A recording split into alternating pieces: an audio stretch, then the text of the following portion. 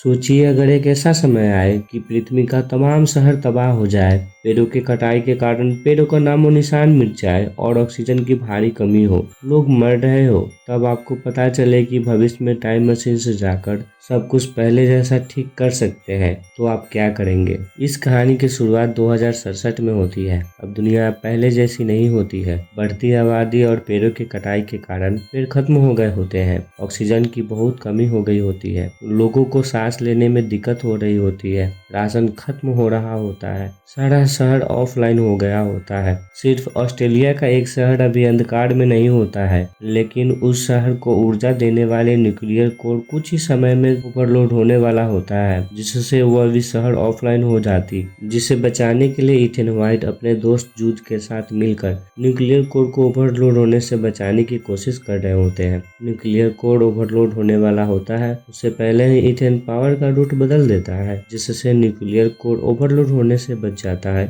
और शहर में लाइट फिर से वापस आ जाती है। शहर में ऑक्सीजन की कमी के कारण लोग आत्महत्या कर रहे होते हैं और साथ ही मानव निर्मित ऑक्सीजन का उपयोग कर रहे होते हैं। इथेन काम से लौटकर अपने घर आता है और अपनी बीवी से मिलता है। वो अपनी बीवी जयंती को एक नया ऑक्सीजन मास्क देता है, जिसे वो पहनकर इथेन के साथ मस्ती कर रही होती है। तभी वह मास्क में खून की उल्टी कर देती है, क्योंकि वो वोटू बीमारी से पीड़ित होती है। अगले दिन इथेन अपने दोस्त के साथ टनल में काम कर रहा होता है। तब वहाँ दो लोग आते हैं और उन्हें लेकर कोर्निकल साइंस डिवीजन में जाते हैं। वहाँ उन्हें रेजिना जैक्सन बुलाई होती है, जो वहाँ की चीफ टेक्नोलॉजी ऑफिसर होती है। वह उन दोनों को अपने साथ लैब में लेकर जाती है, जहाँ पर कोर्निकल होता है, जो एक टाइम मशीन होता है, जिसे बनाने में उन्हें 20 साल लगे होते हैं, जिसपे पहली ट्रायल रेडियो वेव से किया गया होता है, यह जानने के लिए कि दूसरी तरफ क्या है। तब 400 साल आगे भविष्य वह वेव वापस लौटती है, जो बदल गई होती है, जिनमें एक संदेश होता है, सेंड इथेन व्हाइट। तब से चीफ वैज्ञानिक बिली मिचेल अपने साथियों के साथ उस टाइम मशीन को निकल पर काम कर रहे होते हैं।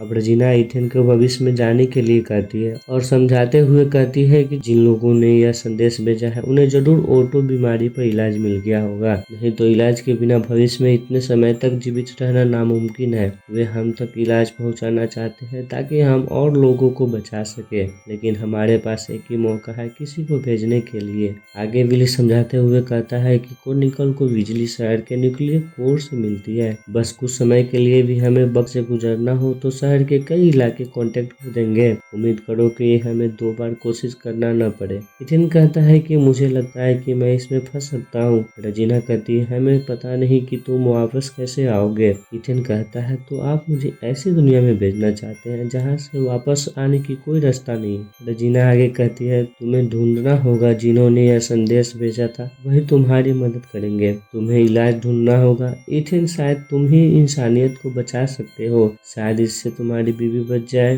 पर इथेन अपनी बीमार बीवी को छोड़कर भविष्य में जाना नहीं चाहता था। अब उसके बीवी के द्वारा समझाए जाने पर वह जाने के लिए मान जाता है और अपनी बीवी को बाय बोलकर कोर्निकल लैब जाता है और रेजिना से भविष्य में जाने के लिए हामी भरते हुए कहता है कि इलाज का एक भी डोज मिलता है तो वह जयंती को मिलेगा। तब रेजिना मान जाती है। अब इथेन डॉक्टर बिली रेजिना और अपने दोस्त के साथ लैब में होता है। वह स्पेस सूट पहनकर टाइम मशीन से भविष्य में जाने के लिए तैयार होता है। डॉक्टर बिली उसे कम्युनिकेशन और डाटा एनालिसिस के लिए छोटा सा डिवाइस आर्ची देते हैं और क्वांटम प्रक्रिया शुरू कर देते हैं। काउंटडाउन शुरू होने के साथ ही मशीन में हलचल होती है और इथेन को भविष्य में भेज दिया जाता है। इथेन भविष्य में आसमान से गिरने लगता है, क्योंकि कोर्निकल भविष्य में सही से संपर्क नहीं बना पा रहा होता है। इथेन आसमान से गिरते हुए पेड़ों से टकराते हुए जमीन पर गिरता है। वह बेहोश हो गया होता है। जब उसकी आँख खुलती है तो वह देखता है कि उसके सूट में आग लग चुकी है। तब वह जैसे तैसे अपने सूट को निकाल कर फेंकता है और थोड़ी दूर हो जाता है। तभी उसके सूट के सिलेंडर में आग लग जाती है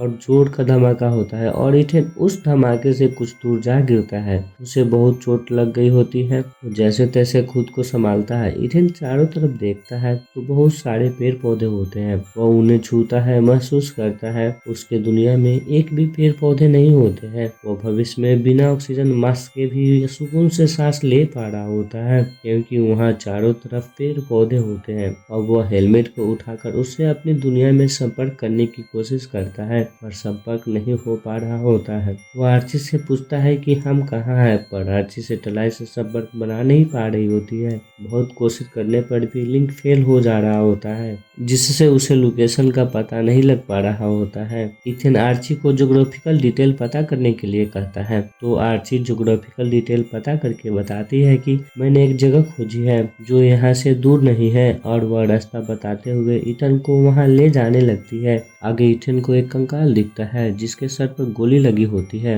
वह उसके कपड़े पर लगे नेम प्लेट को देखता है, जिसे देखकर वह चौंक जाता है, क्योंकि उस नेम प्लेट पर उसी का नाम लिखा होता है। उसे वहीं पर एक पुरानी आर्ची दिखती है जो उस कंकाल का होता है, जिसे देखकर उसे घबराहट होने लगती है। इथन के हाथ पर एक डिवाइस होता है जिसे उसके पिता उसे बचपन में उसके हाथ पर लगाए होते हैं, यह कहकर कि तुम बड़े होकर एक खास काम करने वाले हो। जो एक साइंटिस्ट थे और वह अभी जीवित नहीं होते हैं। तब से वह डिवाइस इथन के हाथ में ही होता है और उसमें एक रेड लाइट जल रहा होता है। वैसा ही डिवाइस उस कंकाल के हाथ में भी होता है, जिसे वह निकाल कर देखता है तो उसकी लाइट ग्रीन हो गई होती है। वहाँ पर एक लोहे का दरवाजा होता है जिसे वह खोलने की कोशिश करता है, पर वह नहीं खुलता है। इथन पुरानी आर्ची को चलाता है जिसकी बैटरी 2% होती है और डिस्प्ले ऑफलाइन होता है। वह उसकी लास्ट रिकॉर्डिंग को चलाता है जिसमें इथन रो रहा होता है और उसे कोई गोली मार देता है। तभी बैटरी नहीं होने के कारण आर्ची बंद हो जाती है। इथन उस आर्ची पर वायर लपटा देखकर वह भी अपनी आर्ची पर वायर लपेट देता है, जिससे आर्ची को सिग्नल मिल जाती है। तब आर्ची उसे बताते हुए कहती है कि यहाँ एक दिशा केंद्र है और वह उसे वहाँ ले जाती है। अब इथन रात में लकड़ियों के घर्षण से आग जलाकर बैठा होता है और एक जंगली फल को उठाकर खाता है, पर उसे पता नहीं होता है कि वह जहरीला है। खाते ही उसे जोर की उल्टियाँ होने लगती है, उसका हालत खराब हो रहा होता है। तभी आसमान से एक रोशनी धरती की ओर आती है और वहाँ गिरती है। वहीं से एक आदमी उसके ओर आता है और उसके छाती में एक एंटी टॉक्सिन भोंक देता है, जिससे इथन की जान बच जाती है। वह आदमी और कोई नहीं उसका दोस्त जूड होता है। जब उन्हें पता चलता है कि इथन के शरीर में जहर है तो उसे बचाने के लिए कोनिकल की मदद से जूड को भेजे होते हैं। इथन पहले वाले इथन के कंकाल को दिखाता है। जूड कहता है कि यह तुम नहीं हो। इथन कहता है जिसने भी मुझे बुलाया होगा, शायद इस जगह पे उन्हें O2 बीमारी का इलाज मिल गया होगा, इसलिए वे इस जगह पर इतने दिनों तक जिंदा रह पाए। अगर उन्हें मैंने वक्त पर नहीं ढूंढा तो जयंती नहीं बचेगी। अब वे दोनों आर्ची के बताए हुए रास्ते को फॉलो करते हुए आपातकालीन केंद्र की ओर जाते हैं।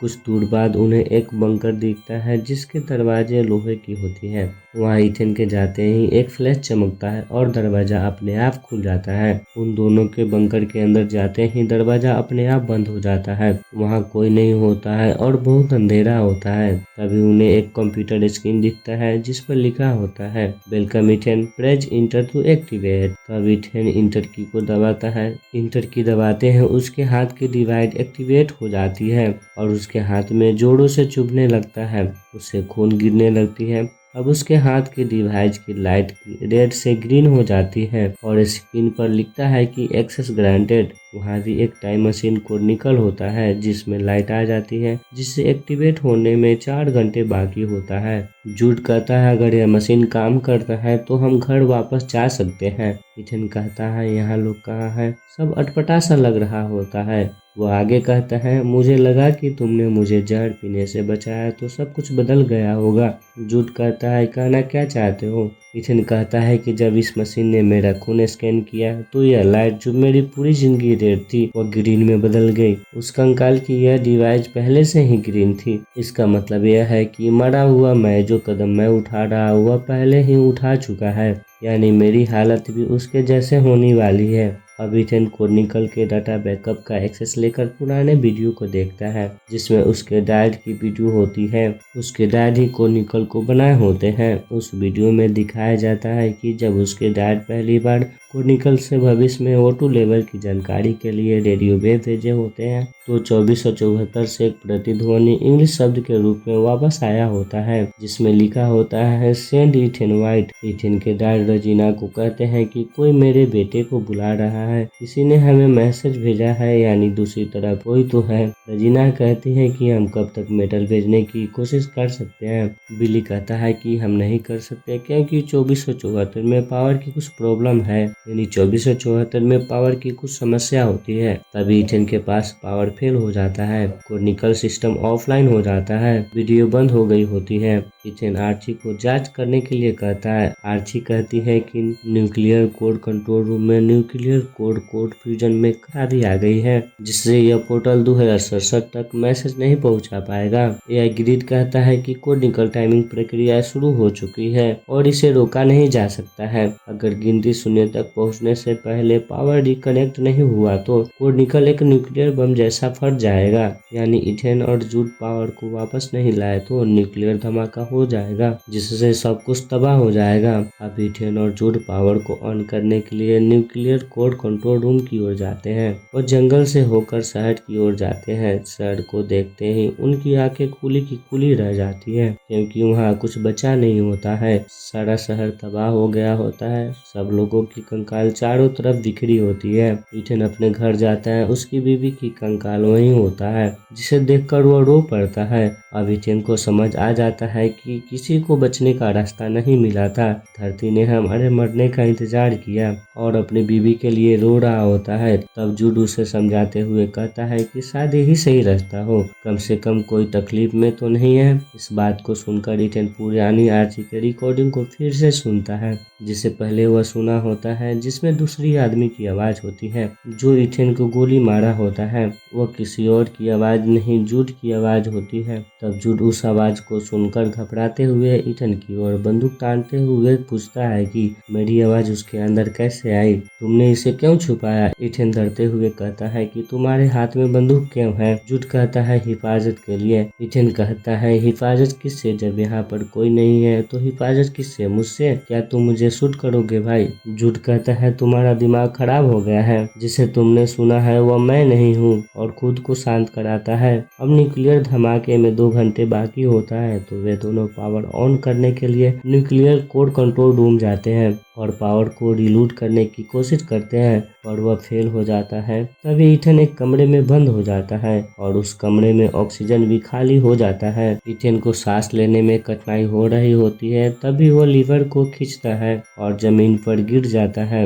उसके लीवर खींचते ही पावर का रूट बदल जाता है, जिससे न्यूक्लियर कोड स्टेबल हो जाता है और पावर वापस आ जाती है। जूड कमरे के दरवाजे के कांच को तोड़कर अंदर आता है और इथेन को बचा लेता है। वे दोनों वहां से आपातकालीन केंद्र आते हैं, जहां पर कोनिकल होता है। अब कोनिकल ऑनलाइन होता है और पोर्टल लॉन्च होने में सिर्फ 37 मिनट बचा होता है। इथेन उस रूम के दूसरी तरफ के दरवाजे को खोलता है तो उसे इथेन का कंकाल दिखता है, जिसे देखकर वह फिर से घबरा जाता है। वो घबराते हुए कहता है जो पहले हो चुका है, हम सिर्फ पानी पलट रहे हैं, मैं मरने वाला हूँ, मेरा कंकाल अभी भी यही है, क्योंकि हम कुछ नहीं बदल सकते, हम चाहे कितना भी कोशिश कर ले मंजिल वही होगी। इथेन जूड से झगड़ते हुए कहता है कि तुम यहाँ से चले जाओगे और मुझे गोली मार दोगे, क्या मैं तुम्हारे किसी काम का नहीं हूँ भाई। जूड कहता है मैं ऐसा नहीं करूँगा, मैं कंट्रोल में हूँ। अब इथेन अपनी डायरी की पुरानी वीडियो को फिर से चलाता है। तब जूड पावर बंद कर देता है। इथेन जूड को एक कमरे में बंद कर और पावर को ऑन करके अपनी डैड की पुरानी वीडियो को देखने लगता है, जिसमें उसके डैड कहते हैं कि मैंने बहुत बड़ी गलती कर दी, हम ईश्वर की जगह नहीं ले सकते, हम तो ईश्वर के बच्चे हैं ही नहीं, शायद किसी दिन मैं वहाँ रहूंगा और तुम्हें बता पाऊंगा ये सब मैंने तुम्हारे लिए किया इथेन। अगर मैं तुम्हें वो जिंदगी दे सकूं जो मुझे नहीं मिली, तब तुम्हें मेरे प्यार का एहसास होगा। मैं क्यों भाग गया, मुझे तुम्हारे साथ होना चाहिए था, मुझे माफ कर दो। और यह कहकर रो रहे होते हैं। दरअसल यह वीडियो उस समय की होती है जब इथेन के पिता उसके बचपन में उसके हाथ पर डिवाइस लगाए होते हैं। आगे वीडियो में इथेन देखता है कि उसके पिता उससे माफी मांगने के लिए कॉल किए होते हैं और उसे माँ के साथ अपने पास बुलाए होते हैं। तब कॉल कट गया होता है क्योंकि उसके डैड के पास लैब में रजीना जूड के साथ आ जाती है। वह सभी लोगों को मरने के लिए छोड़कर छोड़कर भविष्य में जाना चाहती थी, जहाँ ऑक्सीजन होने का संकेत मिला होता है। पर इथेन के डैड ऐसा नहीं चाहते थे। उनका मानना था कि कोई दूसरा रास्ता भी हो सकता है जिससे दुनिया बच सके। वे रजीना की बात नहीं मानते हैं, इसलिए रजीना बिली से पूछती है कि तुम इस मशीन को चला सकते हो या नहीं। बिली के हामी बढ़ते ही रजीना इथेन के डैड को मार देती है और जूड को इथेन की माँ को मारकर इथेन को अपने पास रखकर पालने के लिए भेजी होती है, क्योंकि इथेन के डैड भविष्य के कोर्निकल के सिस्टम को लॉक कर दिए होते हैं, जो सिर्फ इथेन के डीएनए से ही ऑन हो सकता था। इसलिए रजीना जूड को इथेन को पालने के लिए भेजी होती है। तब जूड इथेन की माँ को मारकर इथेन को पाला होता है। जब ये सारी बातें इथेन को वीडियो से पता चलता है तो वह फूट फूट कर रोने लगता है और गुस्से से जूड के कॉलर को पकड़ कर कहता है, तुम झूठे मकार हो, तुमने पूरा वक्त मेरा इस्तेमाल किया। जूड कहता है, उन्होंने हमें इस्तेमाल किया, मैं तो सिर्फ बचा था। और कहता है, वो यहाँ आ रहे हैं, हम अतीत को नहीं बदल सकते और कोई इलाज नहीं है, हम किसी को नहीं बचा सकते हैं। अब जूड इथेन के सर पर बंदूक तान देता है, पर वह उसे नहीं मारता है और इथेन से माफी मांगकर खुद को गोली मार लेता है और मर जाता है। अब इथेन 2047 में एक मैसेज भेजता है, सेंड इथेन व्हाइट, जो उसके डैड को मिलता है। दरअसल वह इथेन ही होता है जो दूसरी टाइमलाइन से अपने डैड को पहली कोर्निकल टेस्ट पर मैसेज भेजा होता है। दूसरी तरफ रजीना अपने कुछ लोगों के साथ भविष्य में जाने के लिए तैयार होती है। तभी कोर्निकल में कुछ हलचल होता है। उसे लगता है कि इथेन आ रहा है, इसलिए वह इथेन को मारने के लिए तैयार होती है, पर इथेन वहां कुछ पौधे को भेजकर भविष्य के टाइम मशीन को नष्ट कर दिया होता है, जिससे कोर्निकल का संपर्क टूट जाता है और कोर्निकल शट डाउन हो जाता है, जिसे देखकर रजीना आग बबूला हो जाती है, क्योंकि उसके सारे मंसूबे पर पानी फिर गया होता है।